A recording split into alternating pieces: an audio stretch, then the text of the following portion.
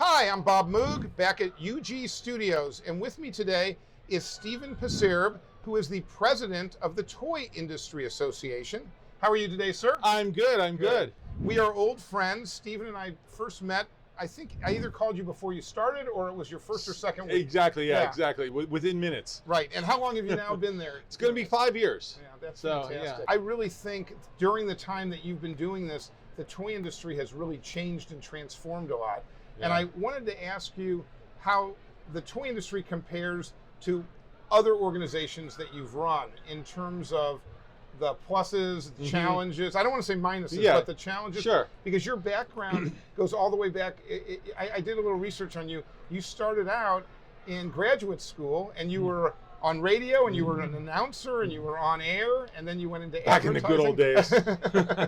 And you were kind of what kind of stuff did you do on air? I was a disc jockey. You were a disc jockey. Yeah, I married the newswoman. Oh, did you really? Yeah, I did, as a matter of fact. Oh, that's fantastic. So, but I think probably this industry is most like my time in the advertising agency business. Because in an advertising agency, you're working with a lot of different clients. So you may have one that sells cars, one that sells refrigerators, one that sells all completely different issues, but also some of the same.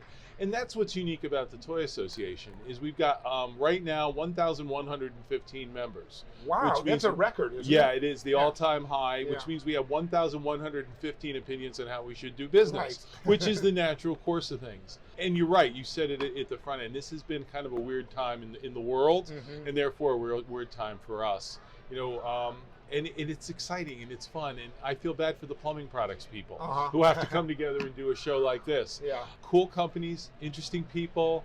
I really loved how this industry came together when we were threatened by tariffs, which kind of shows that people can be fierce competitors. They can bloody each other's nose in the marketplace and then go out and have a beer together. Right. Which I really love about this. But you're right, we've been hit with the border adjustment tax when the president came involved, and that happened. Then Toys R Us happened, and it just seemed like a little bankruptcy, and then it became an outright liquidation. Right. And then we got a tweet that told us we have tariffs. Right. And now we have the coronavirus. And then no tariffs, and then tariffs again, and then no tariffs. And there could have been tariffs as you and I were just speaking. Right. So it's been an interesting time for the industry. One of the things I think we've done a really good job of, and John Gessert was the chairman when I came in, so a very small company. Yep. Then we went to Hasbro. What's this company? American Plastics? American Plastic Toys outside of Detroit. And then we went to Hasbro holding the chairmanship. Now we have Play Monster holding the chairmanship. That large, small rotation is really cool. And what both sides have really said is there's this whole segment of the industry which is the smallest of the small companies that really have a completely different set of needs. And we've spent a lot of time with the past 5 years saying, all right, how do we help the company that doesn't even know they're in trouble yet? Right. Give them that early warning, give them a hand up. And it's really been cool because I think that's why we have so many members today. Yeah, the thing about the TIA, from my perspective... I'm going to have to keep calling it the TA because we took the I out. Oh, you did? Yes. When did you take the I out? About 4 years ago, but that's okay. You're late to the party. So I'm very late to the party. But it's a good point. The Toy Association. The Toy Association. Because when consumers think about industry, what do you think about? Smokestacks. And we are not smokestacks. No. We're happy kids and fun and games and the things that your company does. Well, and we also have not just manufacturers in the association. We have reps and we have retailers also. Exactly. And it's now the whole community. What was originally the Toy Manufacturers of America. Well, that's what it was when I started, the TMA. Exactly. Is really now the whole industry from soup to nuts. Mostly nuts. Mostly nuts. Most of us are nuts. In the best way. And it's interesting, when you say there's 1,115, is that the number? Yes. How many of them are companies that are small, that do under $20 million a year in sales? 85%. Yeah. Yeah, exactly. And it's one of the things you've done that I think is really good is you've given them more of a voice. Because when our company was that size, I didn't even belong to the TMA or the TIA because I didn't feel like they had anything to do with me. I felt like we were being ignored and they would take our dues, but no one cared about our issues. It was all about the big companies, and I don't feel that way anymore. Yeah, well, thank you. That's the best endorsement we could get.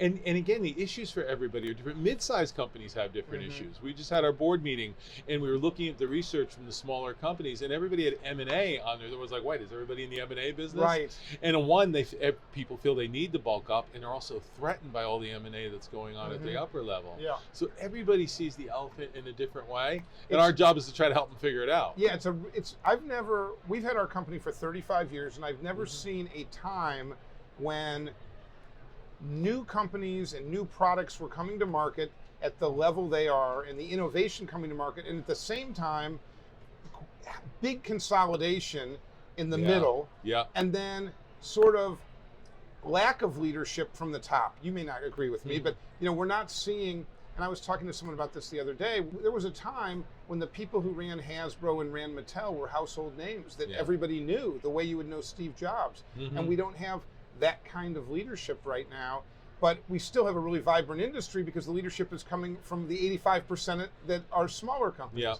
And they have a way to get to market. A lot of people are saying, well, they can't get to market because Toys R Us is gone, but there's still Kickstarter, there's still Amazon, there's still a way. If there's a grocery stores have toys now in ways they never did before. Actual good toys, not just a bag of plastic soldiers hanging in one aisle. In the Toy Association, the TA, there we go. What do you see, if at all, your role in increasing the public's consumption and interest and enjoyment of toys? Well, it's interesting because one thing, whatever the place was called, through the years, they always did some kind of campaign about buy toys or buy American toys or something. They'd do it for a while, they'd get ahead of steam, and then they'd stop. And we made a conscious decision when we launched the Genius of Play campaign 5 years ago that it would go into our strategic plan as one of the primary functions of the organization is to teach each generation of parents the role and value of play in their children's lives. So when we launched Genius of Play, it was unbranded, it was taking all the brain science and explaining to why you want your kid to play.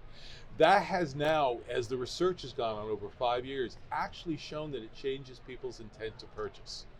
That they now want to get their kid away. And it was not the original reason. It was to share the brain science, make us look better, help people understand. But what this generation of parents is saying, I want to get my kid away from the screen. I actually want them to go out in the backyard and play.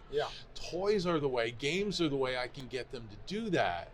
And also actually talk to their parents and interact with their parents. Exactly. And as we know, games has really heated up because families want to play together.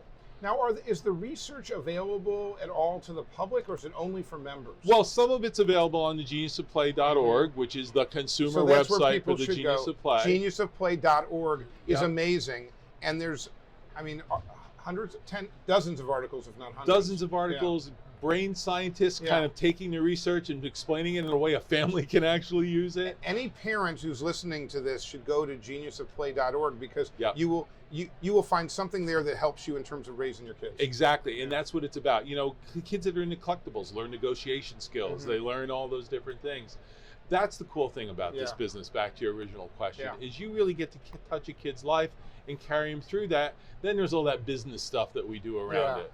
Well, that's what it used to just be. The people who had your job 20 years ago, it was all about the business stuff. And that's, again, hard for the smaller companies to become part of. So I'm really glad you're part of the industry now. And I got to ask you, what's your favorite? What do you like the best? What's your favorite part of your job? My favorite part of my job is probably the variety of it. It's not the same in this. Now, based on the job I used to run a major national nonprofit, and my job really became raising money all the time, which is fun to a point.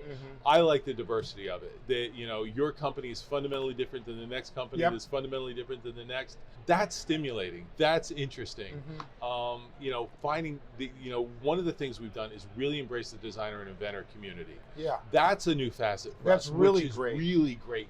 Kind of different opinions. So it's that constant ping, ping, ping, ping, ping that would drive some normal people crazy that we crave on. Yeah. Well, if you're a little bit ADD, you like that Yes, stuff. exactly. And I'm very much ADD. Last question.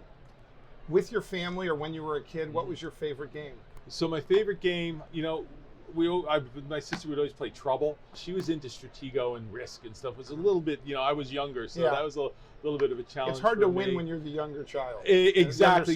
You get mastered at every turn. I loved Clue, even as simple as that game was. Clue was my favorite. But we went through all of the board games, like a classic 1960s, 70s family. We had everybody's board game. So you had Twister, and you had Clue, and you had Sorry, and you had Risk, and Stratego, Game of Life. Exactly. That's Battleship. All those different things. That's great. Well, it's fun those are still around. I have to admit, I occasionally cheated at Battleship. Did you? I kind of moved the ship over a little bit once in a while.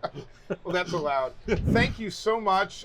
Really great talking to you. I hope you'll come back. Bob. Absolutely. Okay. Please have me back. Stephen Pasierb, thank you.